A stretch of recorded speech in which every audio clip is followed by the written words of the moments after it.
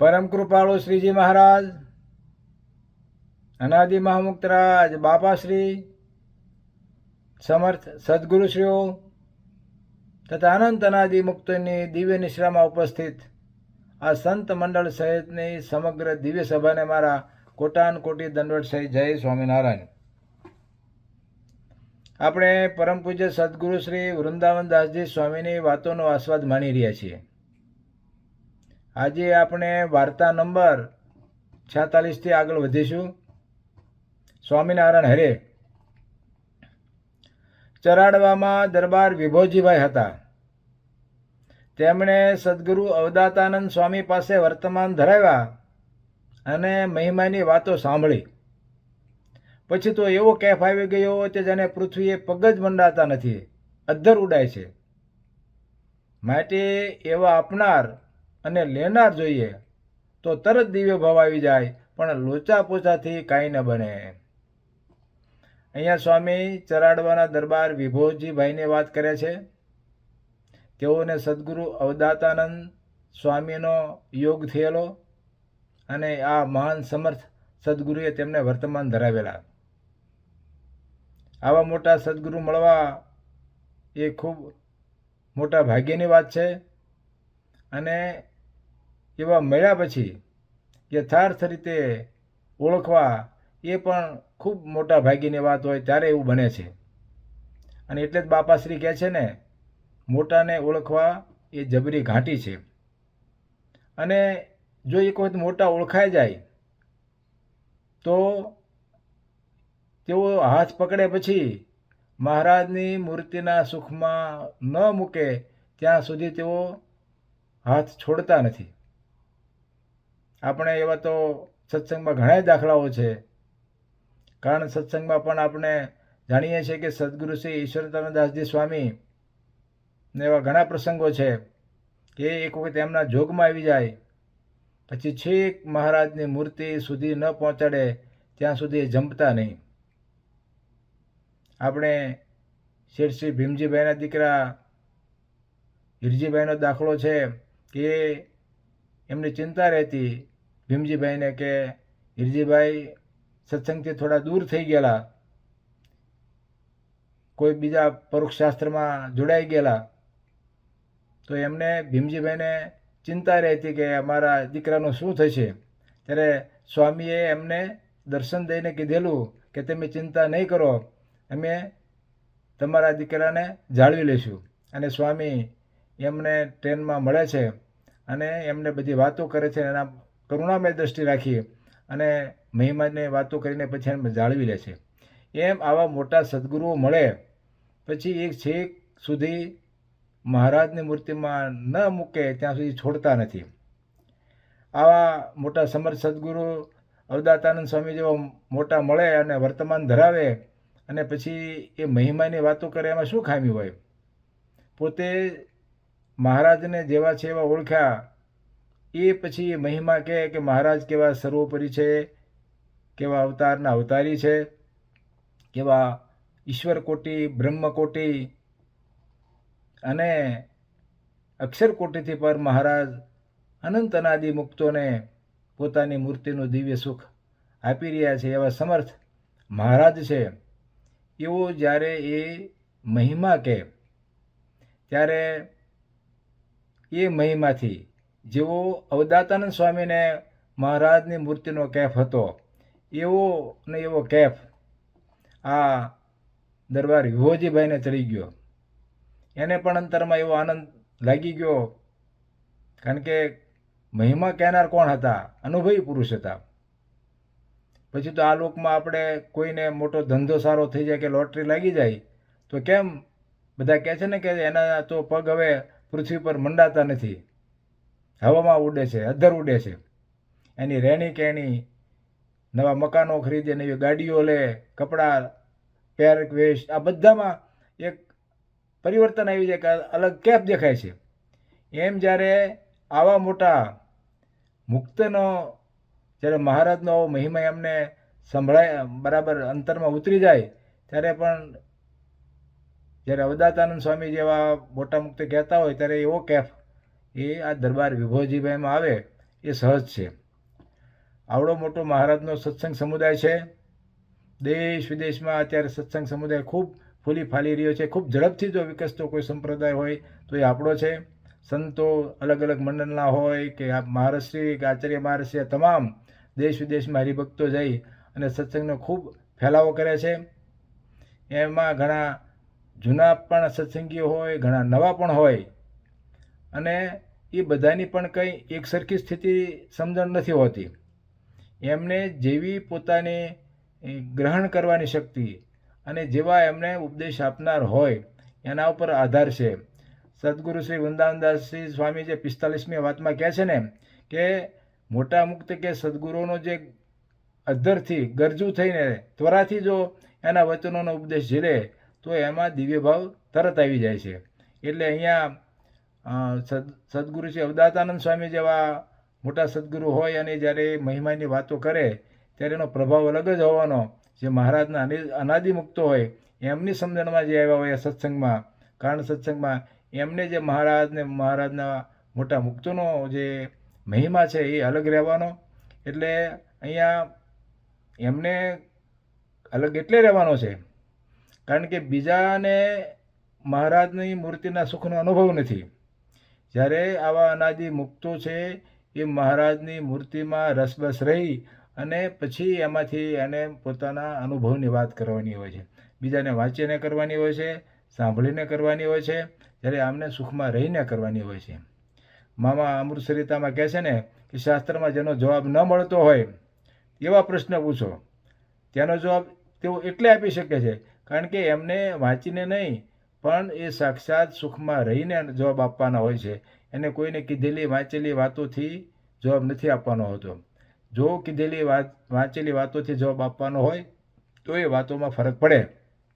કોઈ વ્યક્તિએ લીમડો જોઈ રહ્યો હોય અને એનું વર્ણન કરે, અને કોઈ શાસ્ત્રમાં પુસ્તકમાં લીમડા વિશે વાંચ્યું હોય અને એનું વર્ણન કરે, તો એમાં ફરક તો રહેવાનો. લીમડાનો આકાર કેવો, લીમડાનો રંગ કેવો, આ બધું જે યથાર્થ વર્ણન આડોળો ગમે પ્રશ્ન પૂછો તો સીધો જોઈ રહ્યો હોય વ્યક્તિ બરાબર જવાબ આપી શકે, પણ જેને જોયો નથી એ બરાબર ન આપી શકે. એમ અનુભવી જે અનાદિ મુક્તો છે એ મહારાજની મૂર્તિમાં રસબસ રહી અને મહારાજના મુક્તો કેવી રીતે સુખ લે છે, પોતે કેવી રીતે સુખ લઈ રહ્યા છે, એ બધી બરાબર સરસ રીતે રજૂઆત કરી શકે. અહીંયા અવદાતાનંદ સ્વામી જેવા અનુભવી મહારાજનો મહિમા કહેનાર મુક્ત છે, અને સામે સ્વામીની જે 45મી વાતમાં કીધું એમ દરબાર વિભોજીભાઈ જેવા અધરથી ઝીલનાર, ગરજુ થઈને ઝીલનાર અને ત્વરાથી ઝીલનાર હોય ત્યારે તેને દિવ્ય ભાવ આવતા વાર ન લાગે અને એનો કહેપ પણ એને તરત આવી જાય. અને એ ક્યારે આવે? સ્વામી કહે છે દિન કઢણિયા સ્વાર્થી કે રોટલિયા હોય તો એનાથી કંઈ પરિણામ ન આવે, પણ આવા મોટાના જે બરાબર જે જીવનમાં ઉતારવું છે એવા જો ત્વરાથી કરે તો કામ થાય, દરથી ઝીલે તો કામ થાય. વાત ખૂબ નાની છે પણ આપણને ઘણું કહી જાય છે, કારણ કે આપણામાંથી લગભગ કોઈને કોઈ મોટા મુક્તો મળેલા છે. કોઈને સદગુરુઓમાંથી મળેલા છે, કોઈને સદગુરુ શ્રી મુનિસ્વામીનો જોગ થયેલો છે, કોઈને પરમ પૂજ્ય સોમચંદ બાપાનો થયેલો છે, કોઈને પૂજ્ય જાદવજી બાપા હોય કે પૂજ્ય નારાયણ મામા હોય કે માસી બાવા, કેટલાય જે બાપાશ્રીને કારણ સત્સંગની જોગમાં રહેલા મુક્તો છે એનો કોઈને કોઈને આ બધાને જોગ થયેલો છે. અને ઘણા એવા પણ છે કે હમણાં નવા જોગમાં આવ્યા હોય. મોટા મુક્તો જ્યારે મનુષ્ય દેહ વિચરતા ન હોય અને એમની વાત સાંભળીને, અથવા મોટા મુક્તો જેને મળેલા છે એમની વાત સાંભળીને, અત્યારે તો ટેકનોલોજીના માધ્યમથી મોટા મુક્તોની વાણી પણ આપણે સાંભળવા મળે છે, એમના દર્શન કરવા પણ સાંભળવા મળે છે. તો એ બધાથી જેમને જેમને જોગ થયો છે એ પણ એવા જેમ એમને લાગે છે કે અમને પણ મોટા મળી ગયા હોય છે. જેમ બાપાશ્રી કહે છે ને કે મહારાજના મુક્તને આવવું જવું હોતું નથી, તેઓ તો સદાય પ્રત્યક્ષ જ છે. એ વાત આમ બીજા બધાને ભલે ન મનાતી હોય, પણ જે નવા જોગમાં આવી ગયેલા છે ને એને વિશ્વાસ પડી ગયો છે એના તો એમ જ થાય છે કે અમે મોટાને મળી ગયેલા છીએ. અમારે સુરતમાં પણ ઘણા એવા છે કે જે નવા નવા કારણ સત્સંગમાં આવ્યા હોય તો પણ એમને આ મોટાની વાતને એ વાતમાં એટલો બધો વિશ્વાસ બેસી જાય છે કે એને એમ જ થાય છે કે અમે મોટાને મળી ગયા છીએ. અને ઘણી વખત તો એ જેમ સ્વામીએ કીધું ને 45મી વાતમાં, એ અધરથી ગરજુ અને ત્વરાથી જો ઝીલે ને તો જૂના હોય એના કરતાં પણ એને વધારે આનંદ આવી જાય છે ને વધારે કેફ આવી જાય છે, એવું પણ બને છે. એટલે દરબાર જે કંઈ વિભોજીભાઈ જે છે એવા આપણે કેફવાળા થવાની આ વાત છે. વાત ખૂબ નાની છે. એટલે હવે આપણે બીજી વાત આગળ એક લઈ લઈએ. એ વાર્તા નંબર 47મી છે.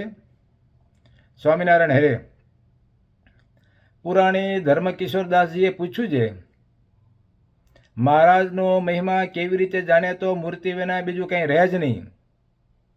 અહીંયા પુરાણી ધર્મકિશોરદાસજી પ્રશ્ન પૂછે છે. પુરાણી ધર્મકિશોરદાસજી મૂળી મંદિરમાં રહેતા અને બાપાશ્રીના ખૂબ કૃપાપાત્ર હતા. પુરાણી ધર્મકિશોરદાસજી સ્વામી ગોપાળાનંદ સ્વામીના શિષ્ય સદગુરુ શ્રી નિર્ગુણદાસજી સ્વામી એમનો સમાગમ કરતા. અને પછી નિર્ગુણદાસજી સ્વામીએ એમને કીધેલું કે તમે બાપાશ્રીનો જોગ સમાગમ કરજો. એટલે એમની આજ્ઞાથી બાપાશ્રીનો જોગ સમાગમ કરવા આવતા. એમને પોતાને શાસ્ત્રનું ખૂબ જ્ઞાન હતું, પોતે સારી રીતે કથા કરતા. એટલે બાપાશ્રી જ્યારે મોટા યજ્ઞો કરતા ત્યારે એમને કથાનો ઘણીવાર એમને સેવા કરીને લાભ લીધેલો અને બાપાને રાજી કરેલા. એવા સદગુરુ શ્રી નિર્ગુણદાસજી સ્વામીની આજ્ઞાથી એમણે બાપાશ્રીનો જોગ સમાગમ કરેલો. બાપાશ્રીની જે વાતોની ટીકા ઈશ્વરચંદ્રદાસજી સ્વામીએ લખેલી રત્નામૃત રસાર્થ પ્રદીપિકા ટીકા, એમની પારાયણના વક્તા પુરાણી ધર્મકિશોરદાસજી હતા. એ જ્યારે કથા પૂરી થઈ ત્યારે ઈશ્વરચંદ્રદાસજી સ્વામી બાપાશ્રી પાસે આવે છે અને પૂજા જે કથા પૂરી થઈ એના નિમિત્તે બાપાશ્રી એ પુસ્તકની પૂજા કરે છે. અને પછી ઈશ્વરચંદ્રદાસજી સ્વામી કહે છે બાપાશ્રીને કે આ રહસ્યાર્થ પ્રદીપિકાની ટીકા મેં લખી અને જે આ કથા કરી એ ધર્મકિશોરદાસજીએ વાંચી તથા આ બધા જે છે એમને સાંભળી. આ બધાને તમે આશીર્વાદ આપો. ત્યારે બાપાશ્રી કહે કે તમને તથા વાંચનારને એટલે પુરાણી ધર્મકિશોરદાસજી સ્વામીને તથા સર્વેને અક્ષરધામમાં શ્રીજી મહારાજની મૂર્તિમાં લઈ જશું. આ ફેરો ખાલી નહીં જાય એવી રીતે આશીર્વાદ આપ્યો. એમ આવા બાપાશ્રીના સમર્થ જોગમાં આવી ગયેલા એવા જે સદગુરુ ધર્મકિશોરદાસજી સ્વામી પુરાણી પ્રશ્ન પૂછે છે. આ સદગુરુ શ્રી વૃંદાવનદાસજીની સ્વામીની વાતોમાં પણ એમને ખૂબ ઘણી જગ્યાએ પ્રશ્નો પૂછેલા છે. હવે એ પ્રશ્ન પૂછે છે કે મહારાજનો મહિમા કેવી રીતે જાણે તો મૂર્તિ વિના બીજું કંઈ રહે જ નહીં. જે એણે બાપાશ્રીનો જોગ સમાગમ કર્યો અને કૃપામાં આવી ગયો અને મૂર્તિ વિના બીજું કંઈ રહે જ નહીં, મૂર્તિ જ મુખ્ય રહે. કારણ કે બાપાશ્રી તો મહારાજની મૂર્તિ જ આપતા હતા અને કહેતા કે અમારો તો એક મૂર્તિનો જ વેપાર છે, કોઈ લો મૂર્તિ લો, એમ બાપાશ્રી કહેતા.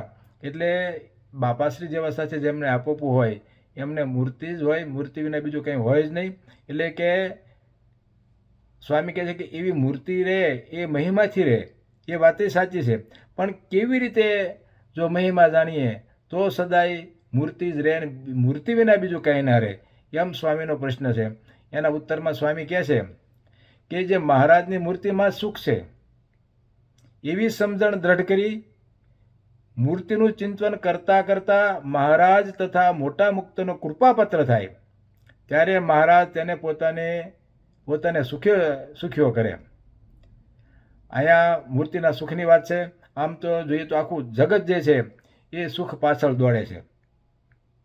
નાના મોટા જીવો હોય, પશુ પંખીથી તમે આપણે લઈએ નાના મોટા જીવજંતુ, એ પછી પૃથ્વીમાં રહેતા હોય, જળમાં રહેતા હોય કે આકાશમાં રહેતા હોય, આ તમામ જીવજંતુઓ મનુષ્યોમાં જુઓ તો ડાયો સમજણો હોય, ભણેલો હોય, અભણ હોય, ગમે તેવો માણસ હોય, પછી ગમે વિકસિત દેશમાં રહેતો હોય, અમેરિકામાં રહેતો હોય કે ઓસ્ટ્રેલિયામાં રહેતો હોય કે પછી આફ્રિકા જેવા વિકસિત દેશોમાં રહેતો હોય, આ બધા જે છે એ બધાને સુખ જોઈએ છે. અને મહારાજનું જેને સમજણ નથી થઈ એને સુખ ક્યાંથી લે? આ માયાના જે સુખના જે બધા રસ્તાઓ છે, એ ભગવાને જે ઇન્દ્રિયો આપી છે એનાથી આ લોકોનું સુખ લેવા માટે સતત રાત દિવસ પ્રયત્ન કર્યા છે. પણ આ બધું કહેવાતું સુખ છે એ ક્ષણિક, માયિક અને નાશવંત છે. એ જાજી વાર ટકતું નથી, થોડી વાર અનુભવાય છે પછી પાછા એનું પણ મહારાજને રસ્તે જે ચાલેલા મુમુક્ષુ છે એને આ સુખ નથી જોતું. એને તો કાયમી સુખ જોઈએ છે, એને ભગવાનનું સુખ જોઈએ છે. એને ક્ષણિક કે નાશવંત જે સુખ છે એ નથી જોતું. અને એ સુખ જે છે એ મહારાજની મૂર્તિમાં છે. જો માયાના જીવોએ સમજી રાખેલું છે એ સુખમાં જો એ મથે તો એ મહારાજનું જે દિવ્ય સુખ છે એ અનુભવી શકતા નથી. એટલા માટે એને એ સુખ લેવા માટે એ મૂર્તિનું ચિંતન કરવું જોઈએ. હવે અહીંયા સ્વામી એમ કહે છે કે માયામય પદાર્થોમાંથી સુખ તો કાયમી છે નહીં, અને સુખ તો છે મહારાજની મૂર્તિમાંથી. તો એ બરાબર સમજણ જો કરી રાખી હોય તો એ રસ્તે આગળ વધાય. સ્વામી કહે છે ને કે જેને એ સુખ ચાખ્યું હોય એ સુખની વાત કરી શકે. માનો કે કોઈ નાની પાડી હોય અને દૂધ માનો કે એને માતાના આંચળમાંથી લેવું હોય તો એને આવમાં જઈને એને મોઢામાં લે તો એને દૂધનું સુખ આવે. પણ એની મા સિવાય બીજે કંઈક બથોડા ભરે તો એનામાં સુખ આવે ખરું? ઉલટાનું પાટું મળે. એમ અહીંયા જો મહારાજની મૂર્તિનું સુખ જોતું હોય, કાયમી સુખ જોતું હોય તો એ કંઈ માહિક વિષયોમાંથી નથી મળવાનું. એ મળવાનું છે દિવ્ય વસ્તુમાંથી, મહારાજની મૂર્તિમાંથી મળવાનું છે. એટલા માટે કહે છે કે આ જે સમજણ છે એ બરાબર સ્વામી કે પાકી કરી રાખવી પડશે. હવે જે સુખ છે એ મૂર્તિમાં છે, એ સમજણ પાકી કરી રાખી હોય તો થાય, નહીં તો બંને બાજુથી મહેનત કરે, સુખ જોતું હોય છે દિવ્ય અને માયામાં મહેનત કરે તો કામ ન થાય. પછી ઓલા ધોબીના કૂતરા જેવું થાય, નો ઘાટનો ન કે ઘરનો. જેમ બાવાને બે બગડ્યા જેવું કહે છે ને, નો સંસારનું સુખ ભોગવી શક્યા કે નો મારા ભગવાનને પામી શક્યા, એવું ન થાય. એટલા માટે એને બરાબર સાવધાની રાખવું પડશે કે મારે સુખ જોતું હોય તો માયામય પદાર્થોમાંથી નહીં પણ મહારાજની મૂર્તિમાંથી મળશે. અને એના માટે આપણે બરાબર સમજણ પાકી કરી રાખવી પડશે. હવે આ કાયમી સુખ છે એ મૂર્તિમાંથી દ્રઢ કરવા માટે મહારાજ અને મોટા મુક્તોની વાતમાં વિશ્વાસ રાખવો પડે. કારણ કે પોતાને તો એ સુખનો અનુભવ નથી. જ્યારે એ સુખનો અનુભવ થાય ત્યારે એને એ સિવાય બીજું કંઈ રહેતું નથી, બરાબર છે. પણ જ્યારે માયામય પદાર્થોમાંથી સુખ નથી એવું સમજાવવા માટે અને દિવ્ય મહારાજની મૂર્તિમાં સુખ છે એવું સમજાવવા માટે કોઈ મોટા મુક્તોની જોશે ને તો એ સમજાશે. આ લોકોના સુખ માટે તો કોઈને કંઈ કહેવું પડતું નથી કે ભાઈ માયામય પદાર્થોમાં જોડાઈ જાવ તો સુખ મળશે. એ તો આ જગતનો એવો ઢાળો જ છે કે સારું સારું જોવું, સારું સારું ખાવું, કે સારું આ લોકોના ગીતો સંગીતો સાંભળવા, એના કંઈ કોઈ ક્લાસ કરવા પડતા નથી, એની કોઈ સલાહ પણ દેવી પડતી નથી. એ તો બધા સહેજે જોડાઈ જાય છે. પણ જ્યારે મહારાજની મૂર્તિનું સુખ જોતું હોય ત્યારે એમાં મોટા મુક્તો સમજણ આપે, જ્ઞાન આપે ત્યારે શક્ય બને છે. વૃંદાવનદાસજી સ્વામી એમની 84મી વાતમાં કહે છે કે મૂર્તિમાંથી સીધું સુખ આવતું નથી, કોઈક સમજાવે તો એ જોડાય તો આવે. એ કહે છે કે જેણે સાકર કોઈ દિવસ ખાધી જ નથી એને શું ખબર હોય કે સાકર કેવી છે? સાકર ખાય તો એ લાગે કે ગળી છે, પણ ખાધી જ ન હોય તો.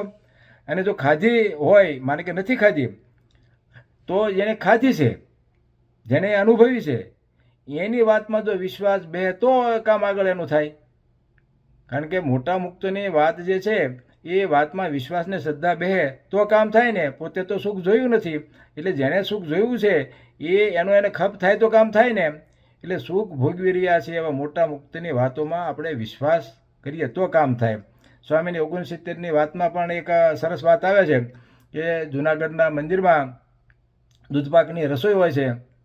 ત્યારે એક ભરવાડ આવે છે અને ભરવાડને સ્વામી કહે કે ભાઈ તમે આ રસોઈ દૂધપાકની છે તો જમવા બેસી જાઓ. ત્યારે એ ભરવાડ એમ કહે છે કે ભાઈ આ જે દૂધપાકનો ઘૂંટો છે એ મને ન ફાવે, મને તો ઘેંસ કે દૂધ ખાલી હોય તો ફાવે, આ મને ન ફાવે. પછી સ્વામી એને સમજાવે છે કે ભાઈ તું ચાખતો ખરો, તે જરાક સ્વાદ તને અનુકૂળ લાગે તો લઈ જાય, નહીં તો ન લેતો. પછી એ દૂધપાક ચાખે છે, પણ પછી દૂધપાક ચાખે પછી તો એને ખબર પડે કે આ દૂધપાક તો સારો છે. એ કંઈ પેલો જે ઘેંસ હોય, જે ખાટી છાશમાં જુવારનો ભડકા જેવો લોટ કરીને જે બનાવ્યું હોય એ ખાટી ઘેંસ, એના કરતાં તો શ્રેષ્ઠ સ્વાદ હોય ને. એટલે એને તરત પછી ગમવા માંડે. એમ સ્વામી કહે છે, વૃંદાવનદાસજી સ્વામી કે મોટા જે એવું સુખ માણી રહ્યા છે. સમર્થ સદગુરુ સ્વામી વૃંદાવનદાસજી સ્વામી જ્યારે વાત કરી રહ્યા હોય ત્યારે મૂર્તિના સુખની વાત કરે. એને તો આપણી પાસેથી કોઈ સ્વાર્થ નથી, એને તો આપણે સુખ આપવું છે. તો સ્વામી કે એ વાતમાં જો વિશ્વાસ બેસે, અહીંયા સ્વામી કે મૂર્તિમાં જ સુખ છે, એમાં જ શબ્દ વાપરે છે. કારણ કે ભારપૂર્વક કહેવા માગે છે કે બીજે ક્યાંય સુખ નથી, આ મૂર્તિમાં સુખ છે એવું દ્રઢ કરાવવા માગે છે. આવી સમજણ દ્રઢ કરી, જો એ દ્રઢ સમજણ કરી હોય તો એ મૂર્તિનું સતત ચિંતન રહે. અને જો સતત ચિંતન રહે તો આપણે એ મૂર્તિનું સુખ લઈ શકીએ એવા બરાબર પાત્ર થઈએ. જો છે મોટું દિવ્ય સુખ, એને ભોગવવા માટે યોગ્યતા તો જોઈએ ને. જેમ માટીનો કાચો ઘડો હોય બનેલો, એમાં આપણે કોઈ હેવી ઘનતાવાળું ગરમ શીશું એમાં આપણે સ્ટોર કરવા એમાં રેડીએ તો એ પાત્ર ટકાવી ન શકે, ફાટી જાય. એમ મહારાજનું જે દિવ્ય સુખ છે એ સુખને પાત્ર થવા માટે સ્વામી આપણે રસ્તો બતાવે છે કે એ મૂર્તિનું સતત ચિંતન કરતો રહે તો મહારાજને મોટા રાજી થાય અને મૂર્તિનું સુખ જીરવી શકે એવો કૃપાપાત્ર થાય અને મહારાજ પોતાની મૂર્તિનું સુખ આપે. આવું સુખ આવે પછી સ્વામી એમ વાત કરે છે કે પછી તેને બીજું કંઈ રહ્યા નહીં. એક વખત જો આ મૂર્તિનું આવું સુખ આવે તો સ્વામી વૃંદાવનદાસજી સ્વામી કે પછી તેને બીજું કંઈ રહે નહીં. એટલે તે એમ જાણે જે યત્કિંચિત જ્યાં જ્યાં સુખ છે તે સર્વે મૂર્તિનું છે એવો મહિમા સમજાય તો બીજેથી પાછો વળે. પછી તેને મૂર્તિ વિના કાંઈ ન દેખાય, એટલે એક મહારાજને જ દેખે. સ્વામી કે એક વખત જો મહારાજની મૂર્તિનું સુખ આપે ને પછી તો સુખ જ એવું છે કે એને બીજે કે મન જાય જ નહીં. બાપાશ્રી કહે છે ને જેમ દરિયામાં વેલ આવે અને પછી એમાં માણસને પાછો ખેંચી જાય, એમ મહારાજની મૂર્તિમાં મોટા એને ખેંચી લે છે, પછી એને બહાર નીકળવા દેતા નથી. પૂજ્ય મામા કે મહારાજ આકર્ષણ કરીને પોતાની મૂર્તિમાં ખેંચી લે છે. એમ ભરવાડને જેમ આપણે આગળ વાત કરી કે પહેલાં દૂધપાક જમવાની ના પાડી, પણ પછી ઘૂંટો જમ્યો તો પછી એ ઘેંસમાં એમાં એને રસ પડે ખરો, પછી તો એ દૂધપાક જ ફરીને માગે ને. એમ એક વખત જો આપણે મૂર્તિરૂપી સુખનો જો ઘૂંટો એક વખત જમી દઈએ તો પછી બીજું અહીંયા સ્વામી કે કંઈ ન ભાવે. સ્વામી કે આ લોકમાં તો ગળ્યા ઘૂંટાનો તો પૈસા બેસે, તેમ પણ મૂર્તિ જે છે મૂર્તિરૂપી જે લેવો છે એમાં પૈસા નથી બેસતા. સ્વામીની વાત ખૂબ સાચી છે કે આ મૂર્તિમાં જોડાવા માટે, મહારાજમાં જોડાવા માટે મહારાજે ખૂબ ઓપન રાખ્યું છે કે એમાં ગરીબ હોય, તવંગર હોય, ગમે એ નાત હોય, જાત હોય, સ્ત્રી પુરુષ, આ બધા જ મૂર્તિમાં જોડાઈ શકે એવું મહારાજે ઓપન રાખ્યું છે. એટલે એના માટે કંઈ કોઈ મોટા જાજા પૈસાદાર કે મોટી વગવાળો માણસ કે મોટો ઇન્ડસ્ટ્રીયાલિસ્ટ હોય તો જ આગળ પડતો હોય, પ્રતિષ્ઠિત વ્યક્તિ હોય તો જ મૂર્તિનું સુખ લઈ શકે એવું નથી. આપણે જોઈએ છીએ કે પરમ પૂજ્ય સોમચંદ બાપા હતા તો કેવી સાદાઈથી રહેતા. એની પાસે કોથળામાં એને એક જબ્બો અને એક એનો ધોત્યું હોય એ લઈને બધે ફરતા સત્સંગ કરતા હતા. કોઈ સગવડતા, કોઈ ફેસિલિટી નહીં, પણ એના અંતરમાં જે એને ચહેરા પર જે આનંદ મૂર્તિનું સુખ હતું એ કોઈ ઇન્ડસ્ટ્રીયાલિસ્ટના મુખ પર હોય ખરું? પૂજ્ય જાદવજી બાપા આપણે જોઈએ છીએ કેવા ગામમાં બળદિયાના મકાનમાં રહેતા, એવી કોઈ વિશેષ ફેસિલિટી સગવડતા ખરી? પણ અંતરમાં એના જે પ્રવચનો આપણે સાંભળીએ છીએ તો મહારાજની મૂર્તિના સુખની વાતો આવે. પૂજ્ય મામા તો નાની એવી એક રૂમ હતા, એમાં આપણે અંદર જઈએ તો પણ આપણને પણ શાંતિ થઈ જાય એવું એમના દર્શન કરવાથી થતું હતું. આવા મોટા મુક્તો છે એ મહારાજની મૂર્તિનું જે સુખ છે એ ઘૂંટો એ લેતા હોય છે. એમાં એને કાંઈ બીજી આ લોકની વસ્તુની જરૂર નથી પડતી. એ તો મોટા મુક્ત કે કોઈ લ્યો આ મૂર્તિમાં જોડાવવું એટલે બીજેથી સ્વામી કે વાસના તૂટી જાય અને સુખિયા થવાય. જેને એ મહારસ ચાખ્યો સ્વામી કે એને સંસારનો કૂચો કરી નાખ્યો. તેમ મહારાજની મૂર્તિમાં જે નિમગ્ન થયો તેને બીજું કાંઈ ન ગમે. સ્વામી કે એક વખત મહારાજનું સુખ જો ચાખી જાય ને પછી બીજે ક્યાંય સુખ લાગે ખરું? એક વખત મહારાજ તેને પોતાની મૂર્તિને સુખ્યો કરે પછી બીજું એને કાંઈ ન રહે. પછી તો એને એમ થાય કે યત્કિંચિત જ્યાં જ્યાં સૃષ્ટિમાં કે જે કંઈ પણ જીવો કે આ લોકનું કે પરલોકનું જે પણ સુખ છે તે સર્વે મૂર્તિનું છે એવો મહિમા સમજાય. અને એવો મહિમા સમજાય પછી વગર મહેનતે બીજેથી પાછો વળી જાય અને પછી તેને મૂર્તિ વિના કાંઈ નહીં દેખાય, મહારાજને દેખે. સ્વામી કે આવી રીતે જે સુખરૂપ થયો એ નિરાકાર નહીં, પણ જેમ મહારાજ સાકાર છે તેમ એ ભક્તનો ચૈતન્ય પણ સાકાર થયો. માટે આ વિચાર એ જ દેહ ભૂલવાનું પ્રાયશ્ચિત છે, તે વિના બીજો એવો ઉપાય નથી. અહીંયા સ્વામી આ રીતે મહારાજે જે ચૈતન્યને મુક્ત કર્યો છે, પોતાના સુખરૂપ કરીને પોતાની મૂર્તિમાં રાખ્યો છે, એટલે એ ચૈતન્ય જ પછી નિરાકાર નથી રહેતો. જીવ પહેલાં નિરાકાર હતો, પણ જ્યારે મહારાજે પોતાના મૂર્તિમાં રાખ્યો ત્યારે પછી એને મહારાજ જેવા પોતે દિવ્ય સાકાર છે એવા સાકાર સ્વરૂપે આ ચૈતન્યને કરીને પછી પોતાની મૂર્તિમાં રાખે છે. મહારાજ જે છે એ પોતે અહીંયા પૃથ્વી પર પધાર્યા પછી અમુક બાબતમાં એ ખૂબ કોઈ કોમ્પ્રોમાઇઝ ન કરતા એ બાબતો જે સાકાર સ્વરૂપની ઉપાસનાની બાબત છે. શાસ્ત્રો હિન્દુ ફિલોસોફી કે બીજા કોઈ પણ શાસ્ત્રોમાંથી જો આપણે કોઈ પણ માણસ અભ્યાસ કરવા જાય તો એને ઘણી વખતે એમ સમજાય કે ભગવાન નિરાકાર છે, પણ મહારાજ કહે છે કે આવું વાંચવામાં આવે, આવું સમજવામાં આવે તો પણ એ ભગવાન નિરાકાર છે એમ સમજવું નહીં. નિરાકાર કદાચ કીધા હોય તો પણ એ ભગવાનનો આકાર માઇક છે એમને સમજાય, એના માટે આપણે માયામય આકારે રહિત છે એટલા માટે નિરાકાર કીધા છે, પણ ભગવાન તો દિવ્યાકાર સાકાર સ્વરૂપે જ છે એમ સમજવું મહારાજે વચનામૃતમાં ખૂબ ઘણી જગ્યાએ ખાસ વાત ભારતીને વાતો કરી છે અને પ્રતિપાદન કરેલું છે. મહારાજ કહે છે કે અક્ષરધામમાં મહારાજ તો સદા દિવ્ય સાકાર સ્વરૂપે બિરાજે છે જ, પણ એમના મુક્તોને પણ મહારાજ એવા દિવ્ય સાકાર સ્વરૂપ ધારણ કરાવે છે. આટલી બધી મહારાજ સાકાર સ્વરૂપની વાત કરે છે. એમ અહીંયા સ્વામી કહે છે કે સાકાર સ્વરૂપે રહે છે, નિરાકાર સ્વરૂપે નહીં. બાપાશ્રી પણ આ બાબતમાં ખાસ વાત સમજાવે છે કે મહારાજ પુરુષોત્તમ રૂપ થયું જે ચૈતન્ય તેને પોતા જેવો સાકાર કરીને પોતાની મૂર્તિમાં રસબસ કરી સુખ ભોગતા કરે છે. બાપાશ્રીને અહીંયા મહારાજે મોકલ્યા પછી પોતાને જે એક વાત કરવી હતી એને વધારે સુસ્પષ્ટ રીતે બાપાશ્રી દ્વારા મહારાજ કહે છે કે પોતાની મૂર્તિમાં રસબસ કરી સુખ ભોગતા કરે છે, અને પાછા આવા અનંતનાદિ મુક્તો મહારાજની મૂર્તિમાં દિવ્ય સાકાર સ્વરૂપે સુખ લીધા જ કરે છે. એમ અહીંયા સ્વામી કે આ વિચાર એટલો બળવાન છે કે એનાથી દેહ ભૂલાય છે. નહીતર અનંત જન્મોથી આ દીવને જે દેહભાવ દ્રઢ થયો છે ને એ ભૂલવો ખૂબ અઘરો છે. એ ભૂલાય એમ નથી. એ પણ પોતાના ચૈતન્ય જે પોતાનું મૂળ સ્વરૂપ આ દેહ નથી, પણ જે મહારાજે સાકાર કરેલું સ્વરૂપ છે એ પોતાનું મૂળ સ્વરૂપ છે એમ સમજાય પછી આ જે માયામય દેહ છે એને ભૂલાય, નકર તો ભૂલાય એવો નથી. અઘરું છે આ બધું. આપણે પોતે જ એટલું બધું પાકું કરીને રાખ્યું છે, માન્યું કે આ જ દેહ મારો, આ જ મારું સ્વરૂપ છે. એ તો આવું દિવ્ય સ્વરૂપ મહારાજ કરે ત્યારે આ દેહમાંથી એને થાય કે હવે આ દેહ મારો નથી, પણ મૂળ સ્વરૂપ જે મારું છે દિવ્ય સાકાર સ્વરૂપ છે. અને સ્વામી એટલે જ કહે છે કે આ જેવો કોઈ વિચાર નથી, અને દેહને આ જે વિચાર છે એ જ દેહને ભૂલવાનું પ્રાયશ્ચિત છે. પછી સ્વામી આગળ સંતોને ઉદ્દેશીને વાત કરતા કહે છે, પછી વાત કરી જે આપણે ત્યાગીએ. સ્વામી પોતાના ત્યાગી માટે થઈને ઉદ્દેશીને વાત કરે છે કે આપણે ત્યાગીએ બેવાના જે ધન અને સ્ત્રી તેનો ત્યાગ દ્રઢપણે રાખવો. સ્વામી કે સ્ત્રી અને ધન તેનો ત્યાગ દ્રઢપણે રાખવો જોઈએ તો મોટાનો જોગ કર્યો પ્રમાણ. મહારાજે પણ વચનામૃતમાં સ્ત્રી અને ધનના ત્યાગની ખૂબ ઘણી જગ્યાએ વાતો કરી છે. મહારાજે પ્રથમના 8ના વચનામૃતમાં પણ કીધેલું છે કે જો ઇન્દ્રિયોની વૃત્તિઓને સ્ત્રી આદિકના વિષયમાં પ્રવર્તાવે છે તો તેનું અંતઃકરણ ભ્રષ્ટ થાય છે અને કલ્યાણના માર્ગ થકી પડી જાય છે. સાળંગપુરના 4થા વચનામૃતમાં પણ મહારાજ કહે છે કે ઘડીક પોતાને આત્મારૂપ માને અને ઘડીક પોતાને દેહરૂપ માનીને સ્ત્રીનું ચિંતન કરે, એને ગોબરો જાણવો. એટલે એ કે એને અંતરમાં સુખ ન હોય. મહારાજ કે એ એમ કે સુંદર મજાનું જો રસોઈ અમૃત સમાન બનાવેલી હોય એમાં થોડું ઝેર પડી જાય તો એ કાંઈ જે છે એ ભોજન ખાવા લાયક ન રહે. સુંદર મજાનું બનાવેલું હોય બધું જ સારી વાત છે, પણ ખાવા લાયક ન રહે. એમ સતત આપણે જો જે દેહરૂપ મટી જવાનો જે વિચાર કર્યો છે એને બદલે સ્ત્રીરૂપ જો વિચાર થઈ જાય તો મહારાજ કે એ પાછું એના જેવું થઈ જાય છે. એટલે સાવધાની રાખવાની મહારાજ કહે છે.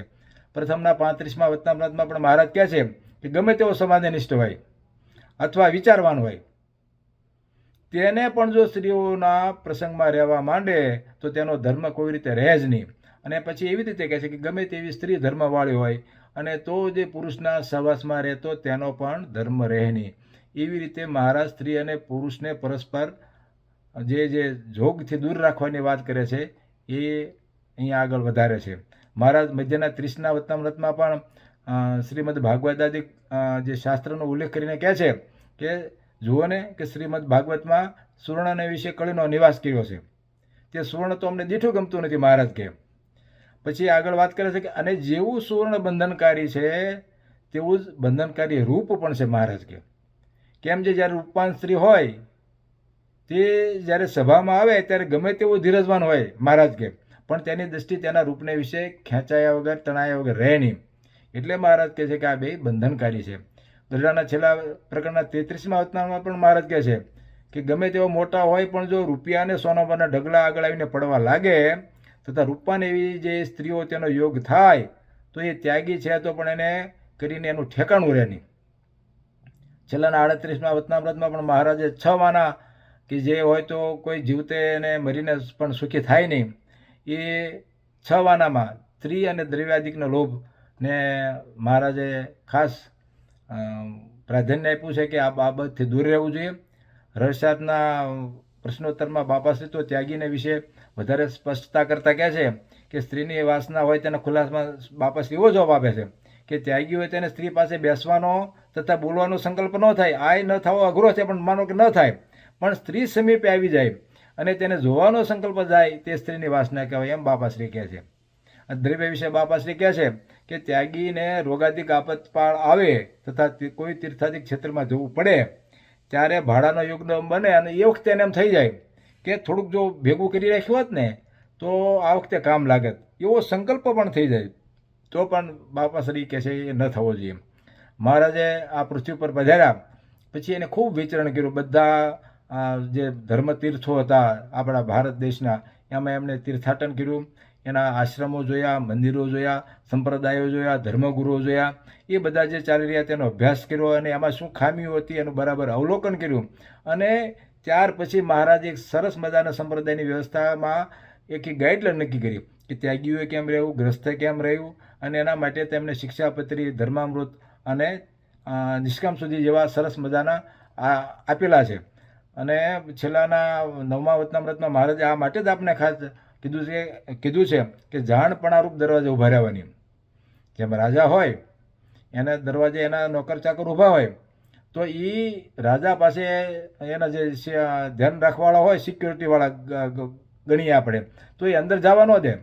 કોઈ જાય તો એને ગમે એમ કરીને અટકાવે, મારી નહીં અટકાવે, પણ એ સાવધાન થકા એને રાજા સુધી પહોંચવા નથી દેતા. એમ મહારાજ કે અમારા જે સંતો છે એ જાણપારૂપ હૃદયના ભગવાનના ધામના દરવાજે ઊભા છે અને મહારાજના દર્શન કરી રહ્યા છે. પણ એમને ત્યાં જો કોઈ સ્ત્રી અને ધન કે કોઈ પણ વસ્તુ આવે તો એ એને ત્યાં પેસવા દેતા નથી, એવી સાવધાની રાખે છે. એટલે શૂરવીર થઈને મહારાજ કે એ ખૂબ સાવધાની રાખવી. મહારાજના જે મોટા મુક્તો જે છે, સદગુરુ શ્રી ગોપાળન સ્વામી હોય કે સદગુરુ શ્રી ગુણાતીતાનંદ સ્વામી હોય, એમણે પણ આ બાબતમાં ખૂબ ધ્યાન રાખવાનું કીધું છે. સદગુરુ ગોપાળન સ્વામી તો ત્યાં સુધી કહે છે કે જો સ્ત્રી તથા ધનની વાસના રહી તો અક્ષરધામને ન પમાય. સ્વામી ખૂબ સાવધાન કરે છે. તે માટે સ્વામી કહે તે ધન તે બેનો રાગ છે ને, ધન ને સ્ત્રી, એનો બે રાગ દેહ થકી પર ઇન્દ્રિયો ને ઇન્દ્રિયો થકી પર મન અને મન થકી પર બુદ્ધિ અને બુદ્ધિ થકી પર જે કારણ શરીર જીવ છે તે જીવમાં સ્ત્રી અને ધનનો રાગ છે. આટલા સ્ટેપ પછી આ જીવમાં જે ધન અને સ્ત્રીનો રાગ છે એ કાઢવો ખૂબ અઘરો છે. એ ભગવાનની મૂર્તિ ધારે તો આ બધો જે જીવ ધન સ્ત્રીનો જે રાગ છે એ ધીમે ધીમે કરતાં એ નાશ પામે, ત્યારે અક્ષરધામને પમાય છે. સદગુરુ ગુણાતીતાનંદ સ્વામી તો આપણને બધાને એની અલગ આગવી શૈલીમાં પણ કહેતા હોય છે. એ એમની જે સીધી ડાયરેક્ટ વિનંતી ભાષામાં કહે છે કે સ્ત્રી એ વીછીનો કરડ છે અને દ્રવ્ય એ સર્પનો કરડ છે. સ્વામી કે એ બે કરડ જ છે, એટલે આમાંથી ખૂબ સાવધાન રાખવું. સ્વામી કે પ્રતિલોમ થવામાં જે 4 વિઘ્ન છે એમાં સ્ત્રી અને દ્રવ્યને સ્વામીએ પહેલાં લીધેલા છે. સ્વામી તો ત્યાં સુધી ત્યાગીઓ માટે તો ઠીક, પણ સ્વામી તો ગ્રસ્ત માટે પણ કહે છે કે રૂપાન સ્ત્રી, જાજુ દ્રવ્ય અને સારી મેળી એ સત્સંગીને પણ માયાનું બંધન કીધું છે, કેમ કે આમાંથી જીવ નીકળે નહીં. એમ અહીંયા સ્વામી સદગુરુ સ્વામી શ્રી વૃંદાવનદાસજી સ્વામીએ ત્યાગીઓ માટે જે 2 મુખ્ય વાનાનો ત્યાગ કરવાનો કીધો, સ્ત્રી ધનનો, એ તો એમણે મુખ્યપણે કીધો, પણ એનું કારણ એટલે કીધું કે ત્યાગીઓને પતન થવાનું જો કોઈ કારણ મોટા ભાગે હોય તો એ આ ધન અને સ્ત્રી મુખ્યત્વે રહ્યા છે. આપણે શાસ્ત્રોમાં, પુરાણોમાં કે કથાઓમાં આપણે જો જોઈએ ને તો આ 2 દોષથી ઘણા મોટા ઋષિમુનિઓને પણ એ દોષોએ હેરાન કરેલા છે, દોષોમાં લેવાઈ ગયેલા છે. એટલે સ્વામી ખાસ આપણને સાવધાન કરે છે. અને સ્વામી કહે છે કે જો આપણે આવું કરીએ તો બાપાશ્રી જેવો મોટાનો જો કર્યો એ પ્રમાણ ગણાય ને. એટલે સ્વામી કે આ 2 વાના તો ત્યાં કરવા જોઈએ. સ્વામી પોતે ખૂબ જ ઉચ્ચતમ સ્થિતિવાળા હતા, એટલે જે વાત હોય એમાં સ્વામી શ્રેષ્ઠતા તરફ જ લઈ જાય. જે કરવું શ્રેષ્ઠ જ કરવું એમ મહારાજનો મહિમા કહેવા હોય તો શ્રેષ્ઠ રીતે, અનાદિમુક્તનું મહત્વ કહેવું હોય તો શ્રેષ્ઠ રીતે, અને એ મહારાજનું જે સુખ લેવાની વાત હોય તો પણ શ્રેષ્ઠ રીતે એમ. એટલે અહીંયા પણ આ ત્યાગવાની વાત છે એને સ્વામી શ્રેષ્ઠ રીતે લઈ જાય છે, છેલ્લી કક્ષા સુધી લઈ જાય છે કે કેમ ત્યાગી, શું કરવા ત્યાગી, તો એના ફળ સુધી પહોંચીએ તો બરાબર, એમ સ્વામી કહે છે. એટલે સ્વામી આગળ કહે છે કે પણ એ બે વાના નકરા જાળવીને બેસી રહે તો શું થાય? એ ત્યાગવાના બે વાના ખરા, પણ એટલું જ જાળવીને બેસી રહે તો શું થાય? સ્વામી કહે માટે ફળ સામે પણ દ્રષ્ટિ રાખવી જોઈએ. ફળ હશે તો બે વાના સહેજે જળવાશે, માટે ફળ જે મૂર્તિ તે મુખ્ય રાખવી. અને એ બે વાનાનો ત્યાગ રાખવો તો સંપૂર્ણ સાધુતા કહેવાય. અને મોટાનો જોગ કર્યો ત્યારે જ પ્રમાણ કહેવાય. સ્વામી કે આ ધન અને સ્ત્રી તો ત્યાગવા જોઈએ જ, અને એ ત્યાગવા ખૂબ સ્વામી કે અઘરા પણ છે, પણ એ ત્યાગવા એટલું જ પૂરતું સ્વામી નથી કહે છે, એટલું પૂરતું નથી. એ શું કરવા ત્યાગવા જોઈએ? એ પાળીએ છીએ એટલા માટે કે મહારાજની મૂર્તિ જે રૂપી ફળ છે એ સામે દ્રષ્ટિ રાખવી જોઈએ. અને ફળ મોટું હોય તો એના માટે એ ત્યાગવું અઘરું ન પડે, એનો થાક ન લાગે. જેમ એના પૂરા પરિણામ સુધી આપણે પહોંચી શકીએ. જેમ કોઈ વિદ્યાર્થી એ ડૉક્ટરની લાઈનમાં દાખલ થયો હોય તો એને એક લક્ષ્ય રહે છે કે ગમે એમ કરીને હાર્ડવર્ક કરીને મહેનત કરીને મારે ડૉક્ટર સુધી અને સારા ડૉક્ટર સુધી પહોંચવું છે, તો એને એના લક્ષ્ય સુધી પહોંચવામાં થાક નથી લાગતો. પછી એવી રીતે કોઈ ટેકનોલોજીમાં દાખલ થયો હોય તો એને પણ લક્ષ્ય રહે છે કે મારે દાખલ થઈને આગળ કોઈ સ્પેસની કે કોઈ પણ ટેકનોલોજીની આગળ અત્યારની જે એઆઈની લાઈનો છે કે ગમે એ લાઈનોમાં એને પોતાને સારા વૈજ્ઞાનિક કે એવું સંશોધન કરતા થવું છે, તો એને એનો થાક નથી લાગતો. આઈએએસ કે આઈપીએસ બધા બનતા હોય છે, કેટલી બધી મહેનત કરતા હોય છે, પણ એની સામેનું લક્ષ્ય હોય છે કે મારે કલેક્ટર થવું છે કે કમિશનર થવું છે, તો એને થાક નથી લાગતો. એમ સ્વામી કહે છે કે ધન સ્ત્રીનો ત્યાગ તો રાખવો જ જોઈએ, અને તો જ સંપૂર્ણ સાધુતા કહેવાય. અને જો બેવાનો ત્યાગ ન રાખીએ તો મોટા મેળા એનો લાભ હેલે જાય. પણ એ શા માટે ત્યાગીએ છીએ? કે એની ફળશ્રુતિ છે એ ભગવાનની મૂર્તિ છે. એ જો આપણે લક્ષ્યમાં રાખ્યું હોય તો એનો આપણે થાક ન લાગે, ને એનું મહત્વ રહે કે આ મૂર્તિ માટે થઈને આપણે ત્યાગીએ છીએ.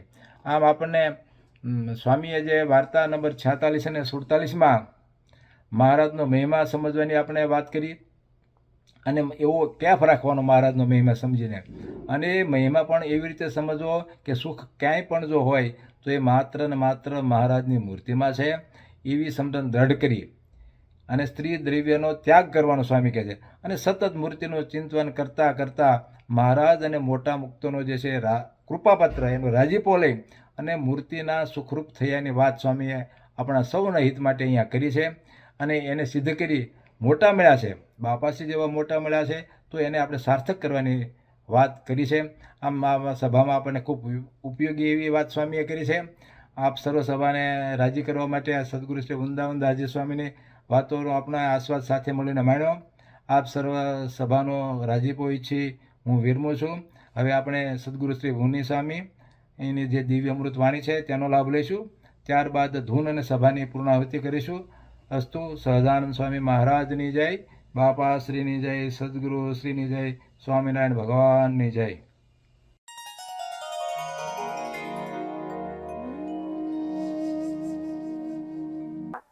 મહારાજે વચમાં કીધું છે કે જેને વાસના વધી ગમે તેને પોતાના દોષથી બીજાના દોષથી વધતો જાય, તેને ધર્મ જ્ઞાન હૃદય ભક્તિ બધા સારા ગુણ આવી જાય છે. અને જેને શુભ વાસના વધી ગમે તેને બીજાના દોષથી બીજા કરે અને ભગવાનના ભક્તિ ન સમજે તો દિવસે દિવસે સત્સંગમાં ઘટતો જાય. મહારાજ વધવાનો અને ઘટવાનો મહારાજ એ ઉપાય છે કે ભગવાનના ભક્તોમાં ભાવ થાય એ વધતો જાય, અને જેમાં બીજે દોષ ભાવ થાય એ આ સત્સંગમાં ઘટી જાય છે. મહારાજ બાકી આપણે ભગવાનના ભક્તોને સત્સંગ કરવો સત્સંગમાં સ્વામિનારાયણ ભગવાન પણ પ્રગટ છે, એવો દી ભાવરાજી સત્સંગ કરવો છે.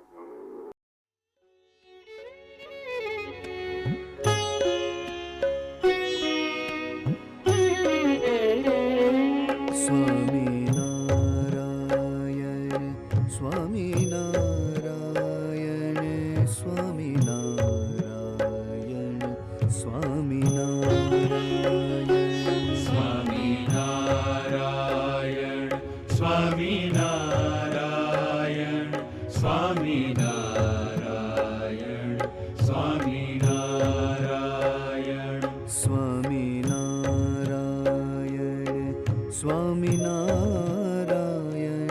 સ્વામિનારાયણ સ્વામિનારાયણ સ્વામિનારાયણ સ્વામિનારાયણ સ્વામિનારાયણ સ્વામિનારાયણ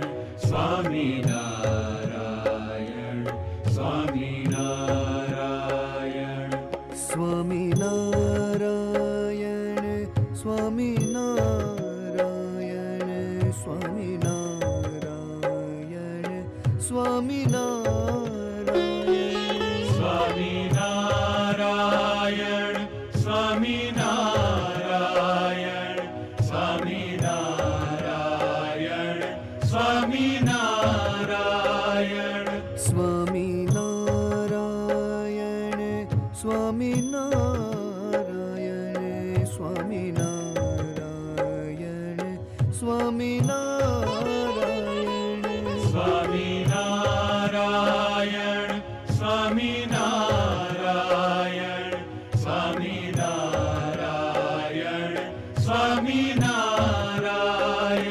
સ્વામિનારાયણ